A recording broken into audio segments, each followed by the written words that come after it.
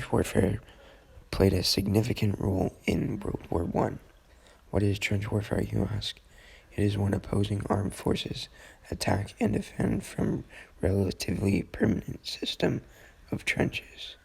These trenches may begin as foxholes, but as combat continues, these foxholes are connected and deepened so that the soldiers can stand.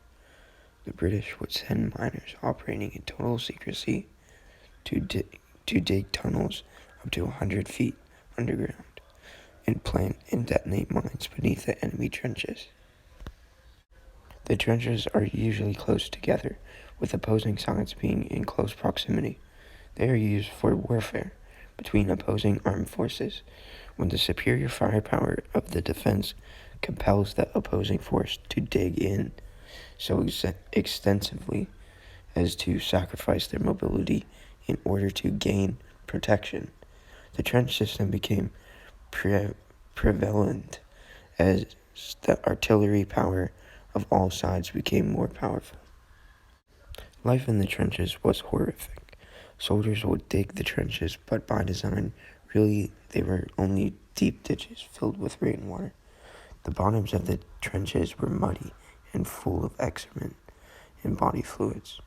They were also littered with the bodies of fallen soldiers. There was very little protection from the elements, and at times water could be up to the soldiers' knees. Because the soldiers' feet were constantly wet, they developed a condition called trench foot. The trenches were shared with many mice and rats, scavenging among the food and human waste. During non-battle times, the soldiers might entertain themselves by shooting rats as target practice. Trench warfare reached its highest development on the Western Front during World War I, when armies of millions of men forced each other in a line of trenches extending from the Belgian coast through northern France to Switzerland. These trenches arose within the first few months of the war outbreak. Canadian soldiers had first-hand experience with life in the trenches.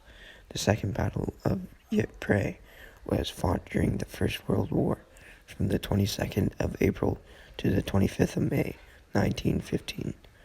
It was the first major battle fought by Canadian troops in the Great War. There were some rules put in place regarding weapons in battle before the First World War via international treaties, but in the spring of 1915, however, Germany decided to test a new weapon, chlorine gas, on the Ypres salient. On 22nd April 1915, the Germans released more than 160 tons of the gas from thousands of canisters arranged along the German lines. The Canadian and the French Algerian troops manning the trenches to their left watched as mysterious yellow-green cloud appeared first over no man's land between the opposing armies and then drifted with the wind southward over the Allied lines. More than 6,500 Canadians were killed, wounded, or captured in the Second Battle of Ypres. Canadians held ground outside Ypres, buying time until French and British reinforcements could be brought in. After 4 hours of intense fighting, the Canadians were mostly relieved on the 25th of April.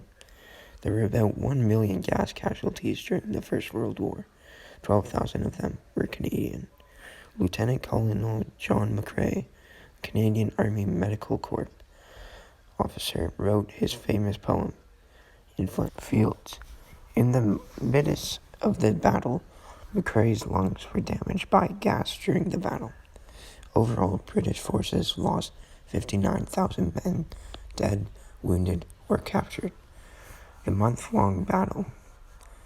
In the trenches, the soldiers were close to their enemies. They were all young men, and life in the trenches was terrible for soldiers on both sides. Some good came out of war. However, as Christmas approached, it is nice to remember that the soldiers were able to take a break from the nightmare of war and enjoy a little bit of peace. On December 25th, 1914, there was a Christmas truce. It is unofficial, but it is pretty cool how on Christmas Eve, the German soldiers started to sing Silent Night. Then the Allies started to sing too. The next day, the Canadians and the Germans played a friendly game of soccer. The battle quickly resumed, and many of the soldiers were reprimanded. Many soldiers in the trenches suffered from shell shock, which is the debilitating mental illness that may find its closest relation in what we know as post-traumatic stress disorder. Life in the trenches was not easy and hopefully will never be repeated.